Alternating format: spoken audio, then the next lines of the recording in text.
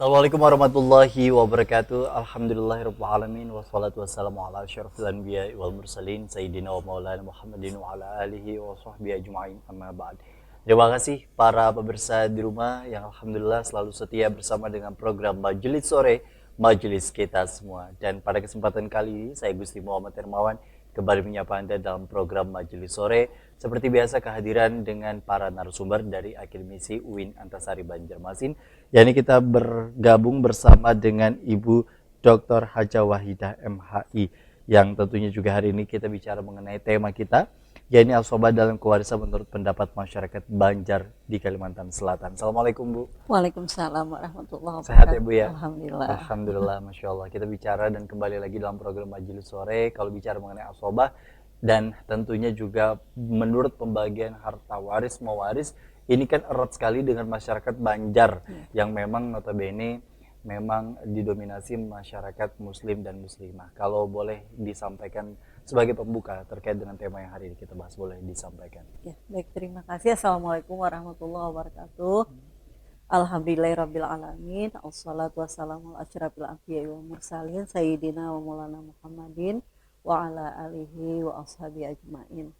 Alhamdulillah hari ini kita kembali ya dapat Ibu selalu menyebutnya berbincang gitu.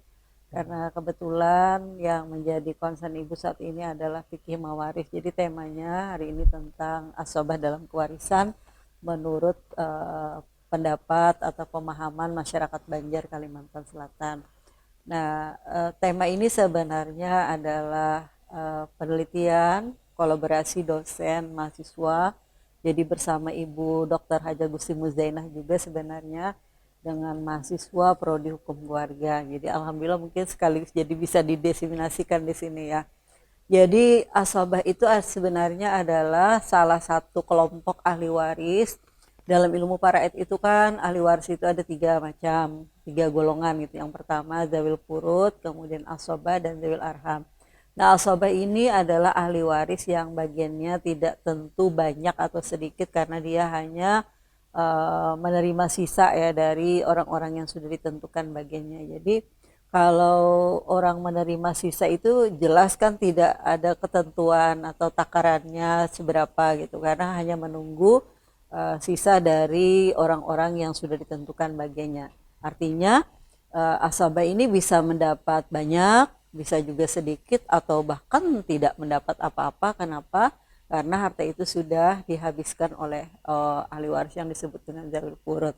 Nah, as-sobah ini dalam ilmu faraid itu dibagi kepada 3 macam. Ada yang namanya as-sobah bin nafsi, as-sobah bil ghair, dan ma'al ghair. Nah, as-sobah bin nafsi ini barangkali yang mungkin dipahami oleh masyarakat kita di Banjar Kalimantan Selatan, orang yang paling banyak dapat gitu.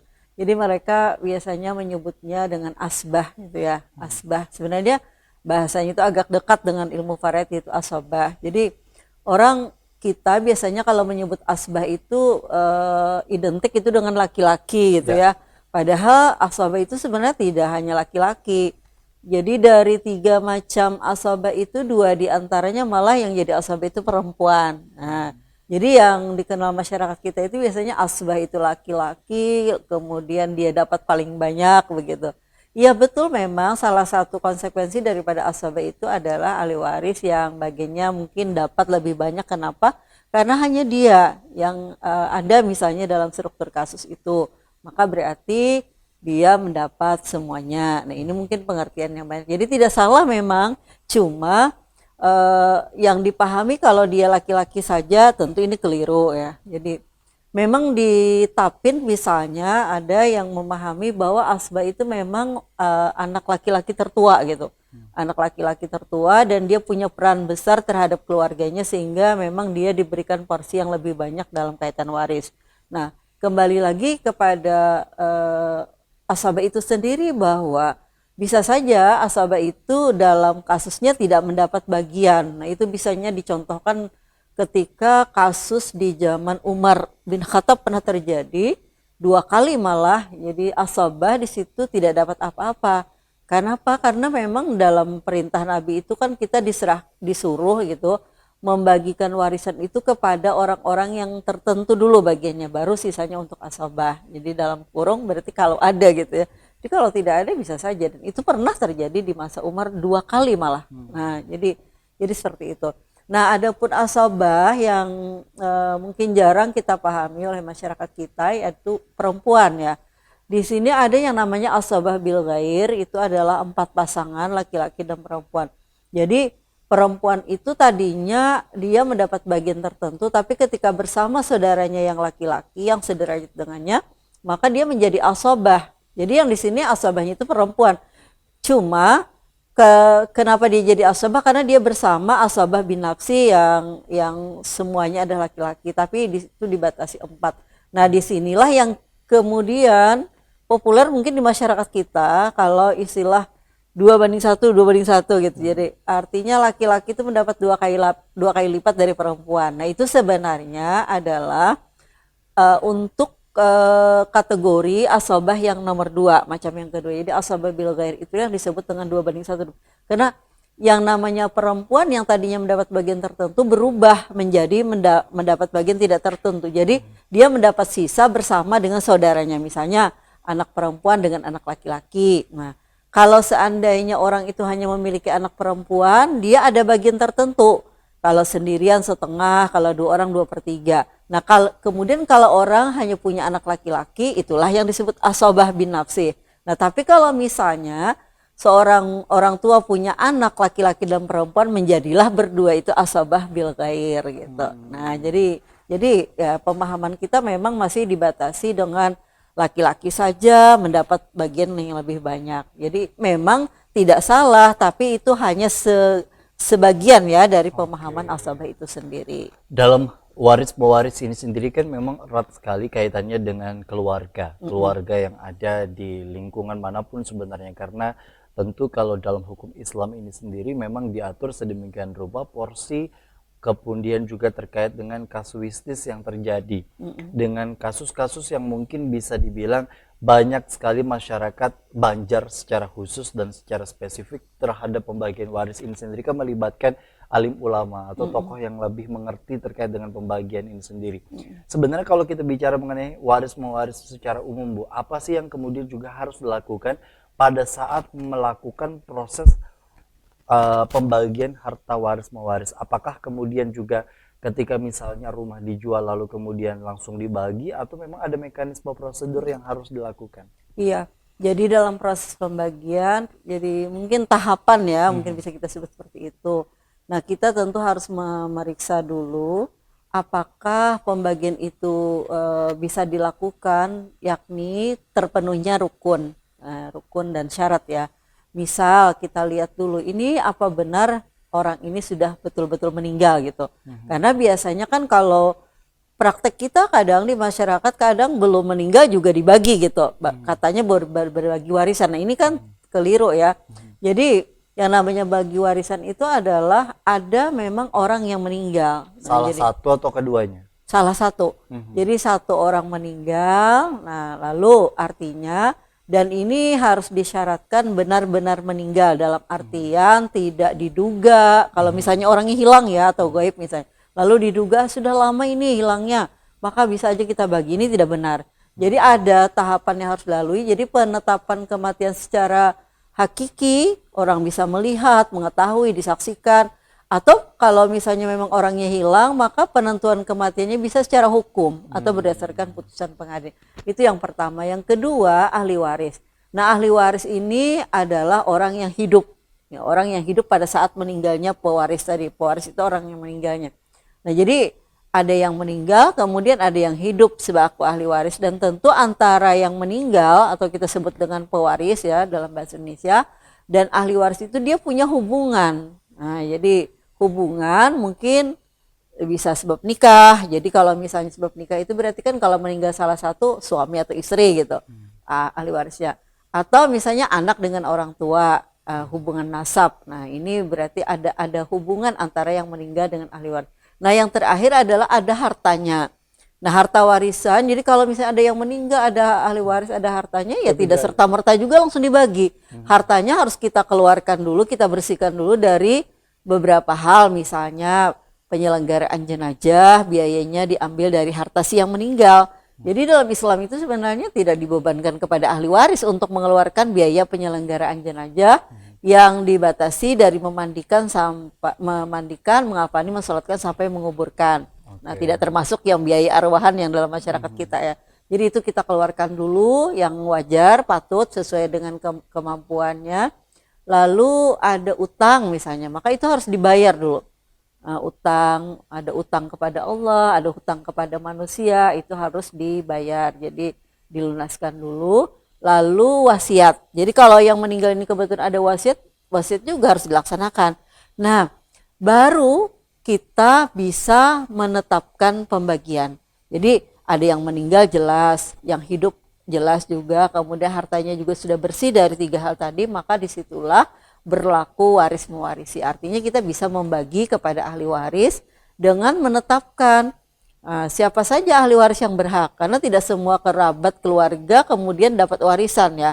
Jadi kita juga dalam ilmu faraid atau kumaris Islam itu sudah dijelaskan orang-orang yang berhak itu siapa saja. Misalnya yang didahulukan itu adalah anak ya, baik laki-laki atau perempuan, kemudian kedua orang tua, ibu dan bapak, dan salah satu dari pasangan yang meninggal, misalnya suaminya.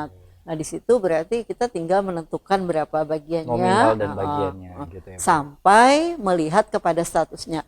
Ketika orang-orang yang berhak ini sudah kita tentukan dan tidak ada halangan, halangan itu misalnya bisa antara orang tua dengan anak kan beda agama misalnya, atau mungkin ada hal-hal yang menyebabkan membunuh atau apa, misalnya membunuh hubungannya dengan yang meninggal ya. Nah ini berarti dia harus dikeluarkan, nah artinya dia terhalang. Nah selama tidak ada halangan itu, maka kita sudah bisa menentukan berapa bagian masing-masing. Jadi tinggal merujuk dalam ketentuannya, si dapat berapa, si bedat berapa, begitu. Dari harta yang dimiliki begitu ya Bu, yang kemudian juga nanti akan dibagi prosesnya. Nah kita nanti akan kembali usai jeda, tetaplah bersama kami dalam program Majelis Sore, Majelis Kita Semua.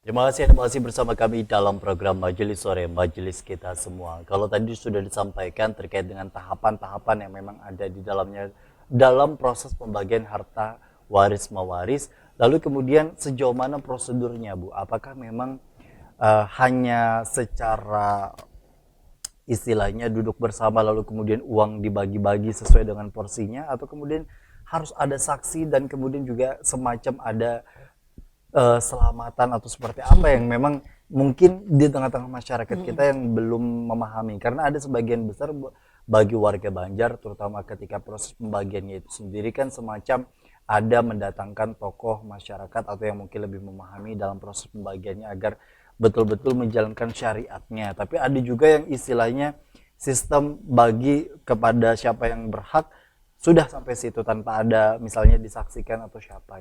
Yang mana yang mungkin lebih tepat dan relevan? Iya, pada dasarnya dalam kumaris Islam sendiri tidak ada ya apa secara teknis harus seperti apa. Yang penting tadi kita sudah tahu rukun syaratnya terpenuhi maka bagi.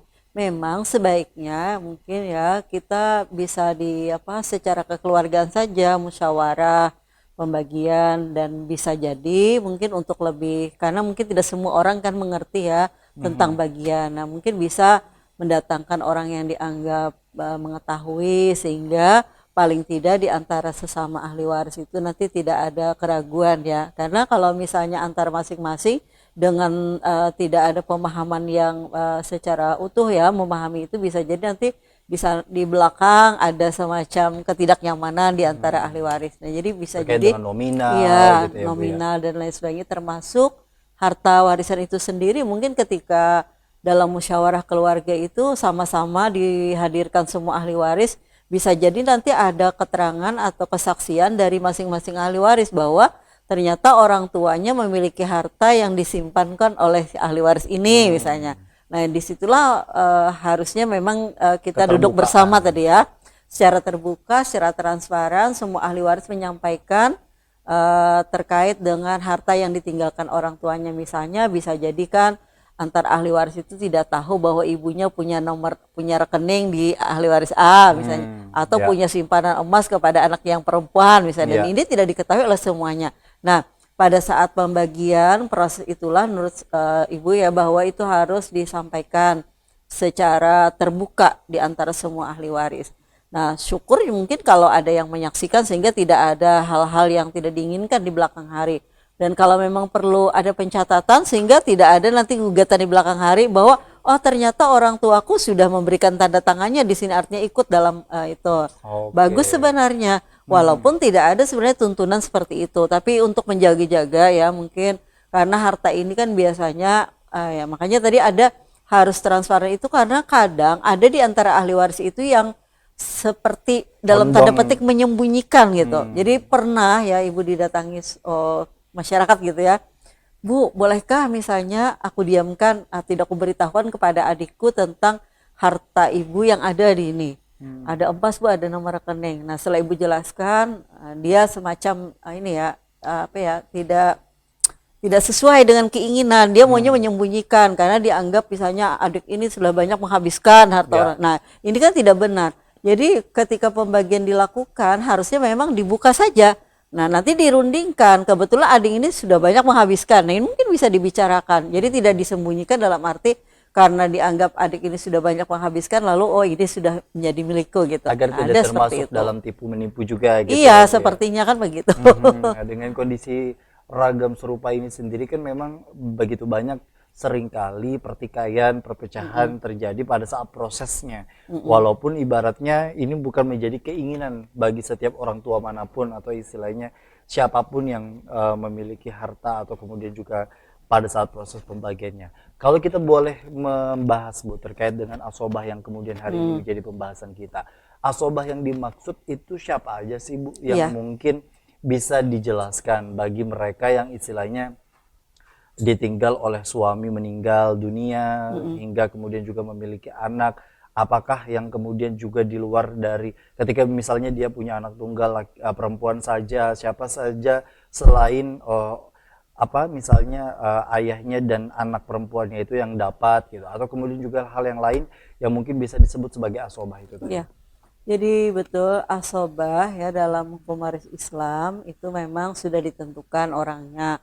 Dari asobah binafsih ya itu semuanya laki-laki.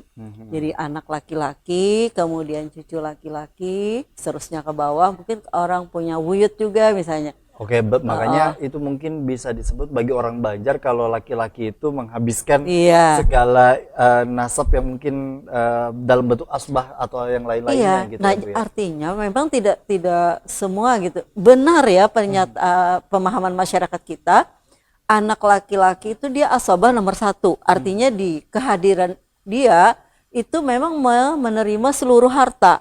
Artinya menghalangi orang-orang yang di bawahnya, misalnya ada cucu jelas tidak Ya. dapat. Nah kecuali ayah tidak asobah, ayah zawil furud namanya, dia anak laki-laki itu asobah. Jadi benar juga sebenarnya, tapi tidak semuanya. Kenapa? Karena selain anak laki-laki, cucu laki-laki, bapak sampai sepupu ya.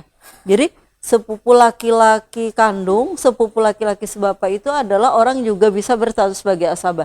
Jadi misalnya ketika orang meninggal, dia tidak memiliki anak, cucu dan seterusnya, yang ada cuma sepupu laki-laki, maka dia pun bisa menghabiskan seluruh peninggalan sepupunya gitu.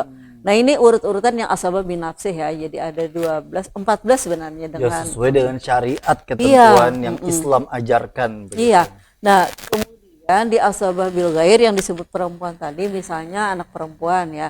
Jadi anak perempuan itu awalnya dia mendapat bagian tertentu. Jadi kalau sendirian setengah, kalau 2 orang 2/3, tapi ketika dia bersama saudaranya yang laki-laki, artinya anak laki-laki dari yang meninggal, maka menjadilah anak perempuan dan anak laki-laki ini asabah bil ghair. Dengan pembagian setiap anak laki-laki dihitung 2, 1 orangnya, kemudian yang perempuan 1. Misal kita bersaudara, orang tua meninggal, maka Gusti dapat 2 bagian, ibu dapat 1. Jadi hartanya dibagi 3. Nah tinggal menghitung nanti kepada jumlah ahli waris itu. Apakah laki-lakinya berapa orang, perempuannya berapa orang. Nah itu asabah bil ghair. Nah yang terakhir di asabah ma'al ghair. Ini menurut ibu hasil telahan ibu di beberapa kabupaten kota ya. Di Marabahan terakhir itu ada kasus yang namanya asobah ma'al ghair. Jadi si pewaris suami ya meninggal, dia meninggalkan istri satu orang, kemudian 2 anak perempuan. Nah, tapi masih memiliki saudara laki-laki dan saudara perempuan. Maaf, asobah bil ghair gitu. Jadi di Marabahan ini ternyata istri dari yang meninggal tadi itu memberikan juga hak waris kepada saudara laki-laki dan perempuan yang suaminya. Nah ini artinya pemahaman masyarakat masih tetap ya bahwa asabah bil ghair dalam hal ini saudara itu bisa mewarisi walaupun pewaris ini yang meninggal ini masih memiliki anak perempuan. Jadi memang pemahamannya masih dekat, masih sesuai dengan konsep Paraid bahwa anak perempuan itu dia tidak bisa menghabiskan. Kecuali anak perempuan itu punya anak lagi dan cucu laki-laki gitu ya Bu ya? Tidak juga, malah dia jawil arham nanti. Kecuali anak laki-laki, cucu laki-laki dari anak laki-laki. Itu yang asabah. Yang ibu sebut yang nomor 2 tadi. Kalau cucu laki-laki dari anak perempuan itu tidak zawil arham namanya. Zawil arham. Nanti pembahasannya kan tersendiri dia. Apakah dapat warisan atau tidak dengan apa yang dianut itu ada pembahasannya dalam konsep kita. Nah kalau yang di Marabahan itu dia memiliki anak perempuan 2 orang, jadi kan 2/3. Berarti masih ada sisanya yang diberikan kepada saudara yang meninggal. Nah ternyata masyarakat kita masih memahami sebagaimana konsep Paraid. Artinya di Paraid kita diatur bagaimana saudara itu bisa menjadi ahli waris ketika yang meninggal hanya punya anak perempuan. Nah walaupun kita punya juga jurisprudensi dari Mahkamah Agung yang menyatakan bahwa anak perempuan itu sebenarnya bisa menghabiskan seluruh peninggalan orang tuanya dengan menghijabkan atau menghalangi kewarisan saudara. Nah ini berarti menurut Ibu pemahaman mereka masih sama dengan Paraid yang selama ini walaupun dalam terapannya Mahkamah Agung bisa memberikan dengan cara memberikan seluruhnya kepada anak perempuan dan itu saudara tidak dapat. Berarti kalau misalnya secara negara kemudian juga mengatur terkait dengan hal itu berarti memang akan ada proses dalam persidangan gitu ya Bu, yang kemudian juga harus dilaporkan hingga melalui proses persidangan dan lain sebagainya. Oke. Nah kalau bicara mengenai asobah itu tadi yang dengan kemudian juga saudara yang dimaksud dapat berarti saudara yang meninggal berarti ya Bu ya. Saudara yang meninggal misalnya istrinya meninggal berarti saudara istri yang kemudian meninggal tersebut apabila ada yang laki-laki atau yang perempuan itu yang menjadi bagian dari asobah walaupun proses pembagiannya mungkin tidak sebanyak dari anak perempuan yang dimiliki itu tadi tapi pada terapannya yang kemudian juga bagi secara syariat Islam tetap mendapatkan haknya gitu ya Bu ya. Nah kita nanti akan bahas terkait dengan mungkin secara spesifik kalau yang kasus di Marabahan tadi, berapa persen sebenarnya sih Bu kalau misalnya nanti bagi saudara laki-laki atau saudara perempuan bagi yang meninggal ini yang mendapatkan gitu, lalu kemudian juga untuk anak perempuannya berapa persen sih, untuk saudara laki-lakinya berapa persen sih, nanti kita akan bagi dan bahas itu semua dalam segmen selanjutnya. Tetaplah bersama kami dalam program Majelis Sore, Majelis Kita Semua.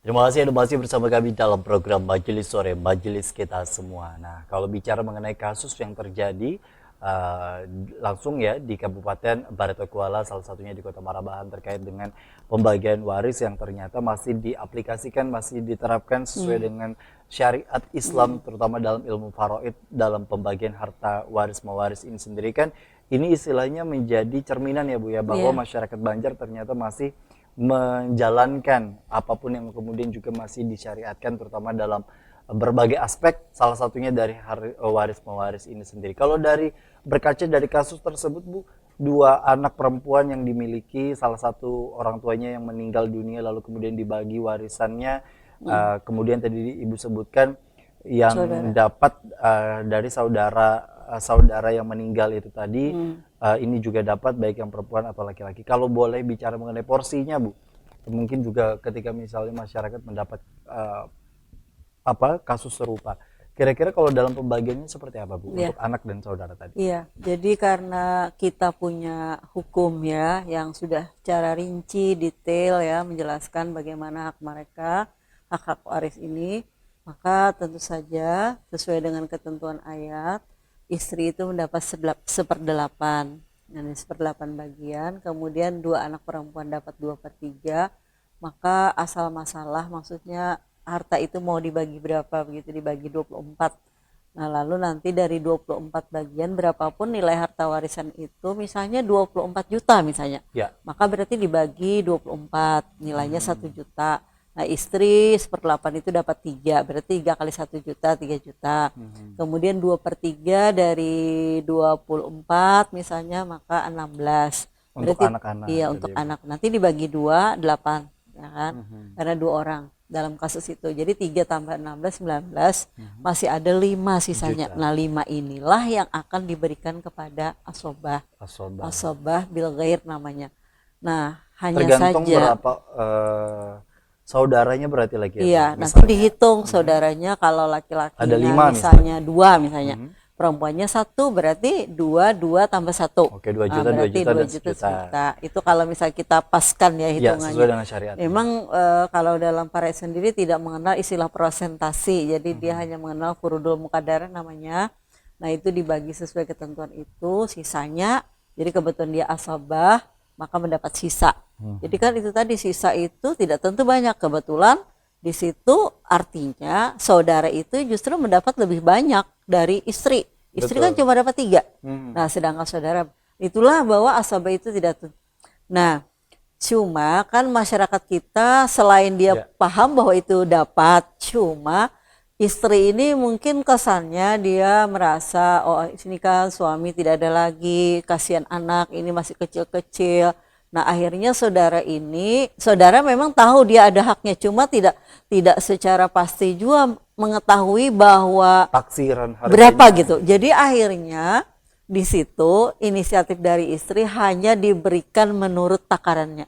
Nah, tapi ya alhamdulillah gitu ya, si saudara menerima saja, dalam artian mungkin dia juga berhaja sehingga tidak dalam arti kan ada juga kadang saudara itu menolak. Nah, ini kan kesian nih, bagaimanapun keponakannya juga yang 2 ini masih kecil lagi, lalu akhirnya tidak mau. Ada juga yang seperti itu. Nah, tapi di Marabahan yang di Batola ini, dia sadar, si istri ini sadar bahwa memang ada hak mantan iparnya gitu ya. Nah, lalu tidak memberikan secara pasti sesuai dengan konsekuensi dari asabah. Dia ini jual ini, kasihkan ini kepada saudara, nanti jual ini, kasihkan ini. Nah, jadi tidak ada, harusnya kalau dihitung tadi kata ibu tadi kan 5/24 dikali harta warisan harusnya setiap pembagian itu dilakukan. Oke, tapi kemudian juga dengan kondisi seperti itu, seringkali syariat yang diaturkan sedemikian rupa, seringkali juga diambil keputusan saling bersepakat untuk yang mana yang paling nyaman dan yang kemudian juga yang paling ideal gitu ya Bu ya, dalam segi perspektif jangka panjang. Misalnya ketika misalnya salah satu kemudian sudah meninggal, lalu kemudian proses pembagian itu sudah dilakukan, tapi kan juga banyak ya Bu ya, salah satu yang kemudian juga meninggal tapi kemudian itu tidak dibagi. Betul. Begitu, sehingga dia anggap karena itu proses untuk perjalanan, ketika meninggalnya baru kemudian proses itu dibagi. Nah, kalau dengan porsi yang seperti itu sejauh mana sebenarnya? Iya, sebenarnya dalam Islam itu mudah ya pembagiannya. Selama belum ada pembagian, itu artinya ketika terjadi proses yang panjang, salah satu pasangan menikah lagi, ya kan, kemudian punya anak, misalnya di istri keberapa gitu. Nah, ini tentu pembagiannya ya diselesaikan sesuai apa istilahnya pewaris yang meninggal. Ada dalam Islam itu yang disebut dengan kas munasahat. Jadi munasahat itu biasanya ketika peninggal orang pertama tidak dibagi, kawin meninggal tidak dibagi. Nah, ini kan berarti menyelesaikannya sesuai permasalah. Jadi kita melihat kematian pertama itu siapa ahli warisnya. Walaupun senyatanya yang ahli waris itu pun sudah tidak ada lagi karena tidak sempat gitu ya, karena tidak dibagi. meninggal lagi. Nah itu namanya munasat namanya. Nah itu teknisnya ada dalam kita. Jadi kita tidak bisa langsung dibagikan kepada yang hidupnya. Jadi kita harus menyelesaikan itu per masalah. Jadi pada tahun pertama anggaplah yang meninggal itu tahun 70 misalnya. Baru 2000 dibagi 30 tahun yang lalu. Nah di situ kan mungkin ada beberapa orang yang juga meninggal. Jadi sejatinya dia tidak menerima, tapi perhitungan itu tetap ada. Nah, jadi Islam itu sudah begitu lengkap mengatur apalagi yang kemudian juga meninggal itu tadi memiliki anak ahli waris, iya, gitu ahli ya Bu ya, waris. yang Jadi tadi. nanti ahli waris itu dapat karena dia sudah tidak ada lagi, diturunkan lagi kepada siapa, begitu seterusnya. Artinya ketika misalnya orang yang kemudian juga saudaranya meninggal tetap masuk hitungan gitu Betul, ya. betul Nah, sekali. kalau misalnya tetap masuk dalam hitungan, apakah memang porsinya itu sama? Misalnya ketika orang tua memiliki harta, orang tuanya juga sudah keduanya meninggal, lalu kemudian memiliki anak perempuan 5, laki-laki 2 misalnya Bu. Lalu kemudian satu di antara perempuan itu tadi meninggal, lalu kemudian dengan kondisi seperti itu, pada saat pembagian menurut sang laki-laki ini tidak perlu dibagi perempuan itu karena dianggap sudah meninggal dan lebih dulu yang anaknya ini meninggal dibanding orang tua misalnya. iya. Nah dengan kondisi seperti itu Iya. sejauh mana? Kalau seperti itu, anak yang meninggal lebih dulu dari orang tua itu namanya waris pengganti. Hari ini kan juga diatur bagaimana mereka bisa memperoleh haknya sebagai ahli waris pengganti di pasal 185 kompilasi hukum Islam. Jadi adapun yang kita bicarakan ini bukan dalam konteks seperti itu, tapi karena prosesnya panjang dari tahun 70 meninggal, datunya misalnya sampai di tahun 2000 misalnya sudah 30 tahun, apalagi sampai 2023 misalnya kan.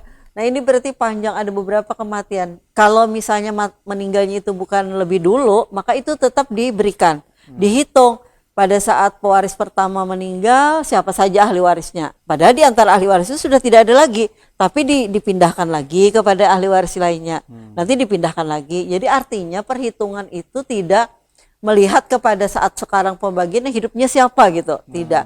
Jadi menghitungnya pada saat kematian pewaris pertama belum dibagi, maka itu selesaikan. Walaupun nanti yang menerima itu adalah keturunan di bawahnya.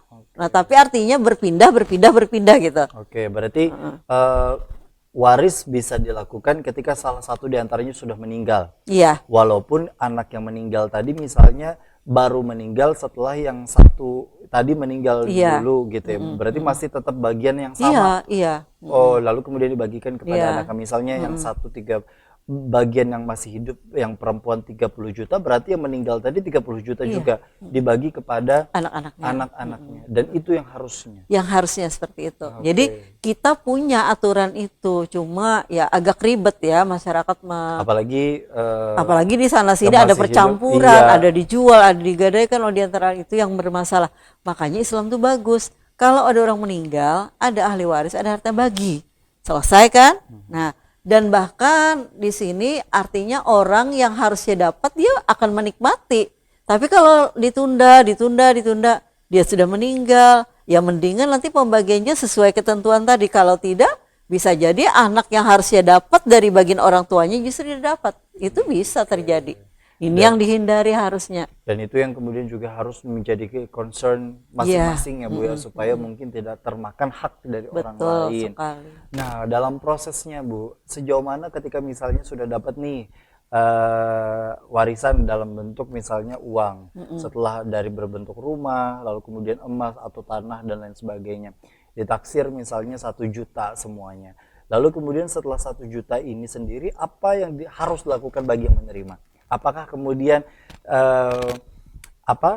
misalnya dia memiliki utang, bayar utang dulu baru bayar zakat atau gimana Bu porsinya? Iya, sebenarnya kalau kita kembalikan kepada istilahnya, memang ada kadang pertanyaan, kalau kita dapat warisan dijakati enggak?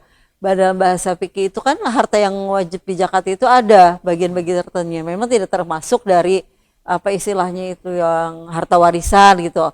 Tapi masyarakat kita mungkin ya kesannya karena untuk ini membersihkan, ya untuk membersihkan katanya, padahal sebenarnya tidak ada kan panduan untuk mengeluarkan zakat dari ini ya, tidak, dalam artian mungkin dia merasa ini kan ya tadi membersihkan tadi, lalu Ini mungkin menarik juga sebenarnya kalau kita bahas ya. Ya. Walaupun dalam fikih kan tidak ditemui Oke. istilahnya dapat Berarti warisan sebenarnya- sekian ini dikeluarkan untuk zakatnya berapa Oke. gitu. Tidak Tapi ada mungkin sebenarnya. secara utuh masyarakat beranggapan atau berasumsi bahwa ketika menerima sebuah rezeki begitu untuk kemudian juga dibagi 2,5%. Tapi kalau dalam porsinya di mana dia punya utang, berarti utang dulu yang dia Iya, harus diselesaikan. iya. Begini, ketika yang meninggal ya, yang meninggal dia punya harta, kalau dia punya utang kita bayarkan dulu. Itu tidak masuk nanti dalam pembagian warisan. Jadi kalau misalnya orang punya harta 1 juta, tapi misalnya nilai utangnya 1 juta juga, maka tidak ada pembagian warisan. Oke, nah kalau nanti kita akan bahas ya Bu ya, di segmen berikutnya terkait dengan kondisi di mana ada sebutan harta bersama. Lalu ketika misalnya sang istri ternyata memiliki hutang begitu Bu, lalu kemudian pada saat meninggal sang istri tersebut, sejauh mana misalnya sang suami sebenarnya untuk menunaikan hutang sang istri, walaupun dalam proses penjualannya misalnya ada saja masukan-masukan informasi bahwa itu harta bersama, jadi harusnya dari keluarga sang istri yang menunaikan pembayaran utang tersebut, bukan dari harta bersama. Nanti kita akan bahas mungkin secara spesifik terkait dengan hal itu. Kita akan kembali usai jeda, tetap bersama kami dalam program Majelis Sore, Majelis Kita.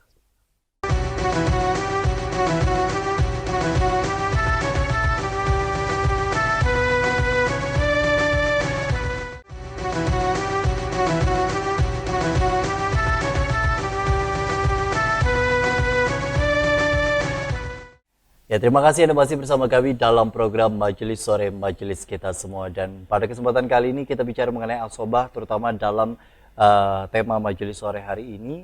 Dan kita masih bersama dengan Ibu Wahidah dalam kesempatan kali ini untuk membahas terkait dengan di segmen keempat kali ini. Kalau misalnya dengan kondisi seperti yang saya sebutkan tadi sebelumnya Bu, apakah kemudian juga masyarakat di sini mencari rujukan untuk bisa kembali dengan sesuai syariatnya? Kan kadang ada saja yang kemudian juga masukan-masukan di luar dari secara garis keilmuan yang memang sudah seharusnya Bu. Apa yang menjadi latar belakang agar memang ketika pembagian itu tidak dilandaskan dengan sesuai syariatnya tapi tetap berjalan dengan seharusnya? Bisa jadi misalnya karena kesepakatan orang tua, misalnya antara anak laki-laki dan anak perempuan tidak dibedakan dua bagian atau apapun gitu, ketika misalnya orang tua tersebut meninggal tapi harus bagi rata gitu, ketika misalnya dengan ada pesan seperti itu, apa yang mungkin harus dilakukan oleh sang anak dengan kondisi yang seperti itu? Ya. Yang pertama mungkin orang pasti akan mematuhi apa yang diwasiatkan orang tuanya ya. Nah, hanya saja ketika wasiat itu bertentangan dengan hukum waris, maka bisa saja untuk tidak dilaksanakan. Nah, dalam konteks itu misalnya orang tua memang sering ya berpesan, ini kan mungkin tidak membedakan antara anak laki-laki dan perempuan. Dan cukup sedikit juga misalnya saudara. Iya, apalagi misalnya ini kan ya sudahlah anak, misalnya bagi sama aja nanti bolehkah. Nah, ini tentu saja ya memerlukan satu perhatian yang harus kita inikan. Jadi pada saat melakukan permusyawarahan, damai, kesepakatan, itu tadi kata Ibu, selain masing-masing itu harus sadar dia tentang berapa haknya dalam Islam itu. Nah, menyadari itu Ibu selalu menyampaikan kata sadar itu kan berarti dia betul-betul paham, baik dalam bentuk pengetahuannya sendiri atau disadarkan. Kayak orang mabuk itu kan kadang sadar itu perlu bantuan. Nah, sama ketika ahli waris itu dia mungkin tidak semua paham bagaimana sesungguhnya dalam Islam itu pembagiannya. Nah, maka ini perlu bantuan orang untuk menyadarkannya. Nah, disampaikanlah bahwa hak yang sesungguhnya itu adalah karena laki-laki dan perempuan 2:1, yang lidzakari mislu hadzil unsayain. Itu kan dalil yang menjadi kewajiban untuk kita menyelesaikan sesuatu itu. Nah, selain itu ini yang mungkin tidak selama ini dalam kompilasi juga orang boleh berdamai, bersepakat, bagi sama, atau mungkin tidak mendapat bagian sepanjang dia sadar bagiannya. Nah, menurut Ibu harus ditambah lagi, selain sadar bagiannya, sadar berapa jumlah harta warisan yang sesungguhnya. Nah, itu tadi dalam musyawarah keluarga masing-masing ahli waris harus secara transparan menyampaikan bahwa harta orang tua kita, nah jumlahnya ini. Ada tanah di sini, ada kebun di sini, ada toko di sini, mobil di sini. Kebetulan misalnya di banyak saudara itu denganku mungkin yang lain tidak tahu. Ini harus disampaikan. Nah, ibu ada menyimpan emas, perhiasan dan lain-lain di kita misalnya sekian. Itu harus disampaikan. Dan ini selama ini kan orang hanya harus sadar bagiannya. Selama ini bagian itu sudah agak sudah dipahami. Tapi ketika harta warisan mungkin ada yang disembunyikan oleh sebagian ahli waris, ini yang harusnya juga disampaikan. Kalau menyimpan itu sendiri kan ibaratnya membantu untuk proses penyimpanan ya, Bu, ya. Tapi kalau misalnya sang ibu ternyata lebih condong kepada anak satu yang memang pada saat masa hidupnya ternyata dikasih emas 100 gram dan lain sebagainya. Apakah itu perlu ditransparansikan atau seperti apa, Bu? Betul, perlu ditransparansi. Kalau memang orang tuanya memberikan ya, ini harus disampaikan juga. Mungkin saja nanti di antara ahli waris ada yang keberatan. Makanya kemudian dalam kompilasi itu ada hibah orang tua terhadap anak dapat diperhitungkan sebagai warisan. Ini mengantisipasi jangan sampai nanti di antara ahli waris itu yang merasa bahwa ini sudah dihibahkan, maka tidak ada urusan dengan pembagian. Nah, ini tidak benar. Artinya apa? Makanya Islam itu kan ketika hibah, orang tua itu dia harus diwanti-wanti, dia harus memberikan secara adil kepada anaknya. Makanya kata Nabi, kalau kau berikan kepada anak yang satu, yang lain tidak, maka ambil lagi. Artinya kita harus secara adil supaya dalam konteks ini hibah diberikan orang tua itu dirasakan semua oleh anak-anaknya. Nah, kalau hanya sebagian maka dapat dihitung sebagai warisan. Ketika ahli waris lain menggugat, ini harus diini lagi. Oke. Nah, jadi, artinya dengan kondisi seperti itu bahkan ada hadisnya ya, Bu, iya. ya, Rasul yang menyampaikan bahwa kepada anak itu harus dibagi harus adil. adil. Kalau memang menghibahkan harus diberi sama-sama. Oke. Kalau tidak hanya kepada anak ini kata Nabi ambil lagi. Nah, itu artinya apa? Bahwa baik, artinya mending gak usah gitu. iya, mending gak usah. Artinya kan ada ketidakadilan dengan anak. Jadi makanya betul juga akhirnya ketika hibah orang tua kepada anak dapat diperhitungkan sebagai misalnya dia aja yang tahunya bahwa aku ini dihibahkan, maka tidak masuk dalam pembagian, sementara ahli waris lain tidak tahu. Nah, ini berarti harus dilakukan perhitungan kembali. Nah, kalau relativitas kata adil ini sendiri kan ada yang menyebut bahwa adil tidak berarti sama. Nah, dengan kondisi seperti itu bagaimana, Bu, proses penghitungan? Misalnya satu rumah yang satu mobil gitu.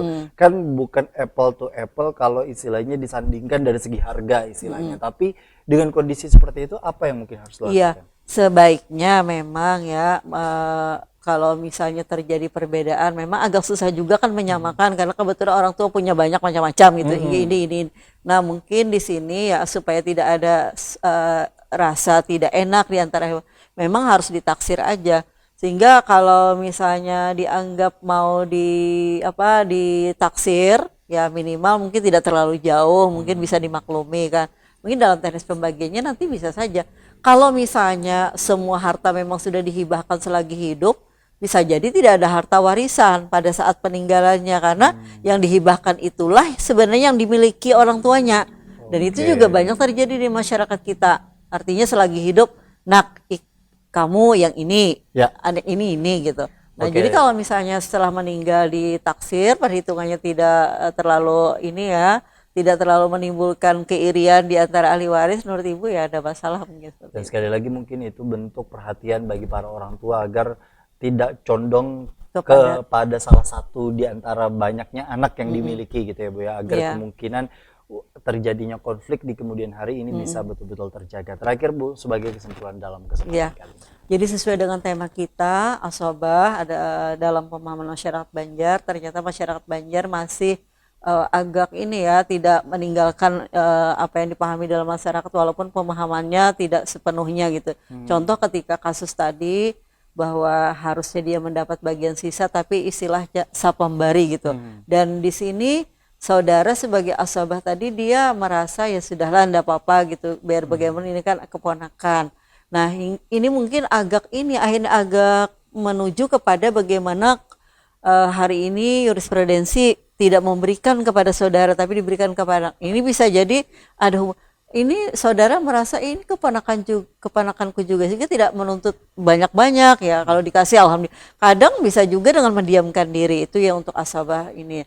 Tapi kalau misalnya asabah bin nafsi dengan di masyarakat Tapin ya, dia hanya menyatakan bahwa yang berperan itu adalah yang jadi asbah itu adalah anak laki-laki tertua. Nah, sebenarnya betul bahwa anak laki-laki itu menghabiskan seluruhnya. Nah, hanya saja ketika dia bersama anak perempuan, bukan asal binafsi namanya asal berbagi, dia harus berbagi sama. Nah, ini mungkin masih ada sebagian masyarakat kita yang memegang itu. Kenapa dia diberi hak yang banyak di masyarakat Tapin itu diceritakan begini, karena biasanya yang lebih berperan ya membantu orang tua itu adalah anak laki-laki tertua. Sampai-sampai dia ikut misalnya membantu usaha orang tuanya, berkebun atau bertani, termasuk juga sampai membikinkan rumah anak laki-laki. Maka oleh masyarakat ialah yang paling berhak. Nah, cuma di sini ketika ada saudara-saudaranya yang lain itu harusnya tidak diabaikan. Ini mungkin Oke. pemahamannya ya. Itu yang menjadi kesimpulan Dan dalam. masih banyak sebenarnya ibu punya ada beberapa di Tapin, kemudian Kota Banjarmasin, Pelaihari juga ada dari Oke, beberapa itu. mungkin itu bisa menjadi tema-tema lanjutan Ya. di episode-episode selanjutnya dalam program Majelis Sore. Terima kasih para pemirsa di rumah, kita sudah berada di penghujung dari segmen Majelis Sore edisi hari ini. Semoga tayangan hari ini bisa memberikan edukasi dan kebermanfaatan bagi para pemirsa di rumah, dan insya Allah terus menjalankan syariatnya sesuai dengan tuntunan dan syariat yang sudah diajarkan oleh baginda Rasulullah SAW. Akhirnya saya Gusti Muhammad Hermawan bersama dengan Ibu Wahida mengucapkan terima kasih atas perhatian dan kebersamaannya. Wassalamualaikum warahmatullahi wabarakatuh.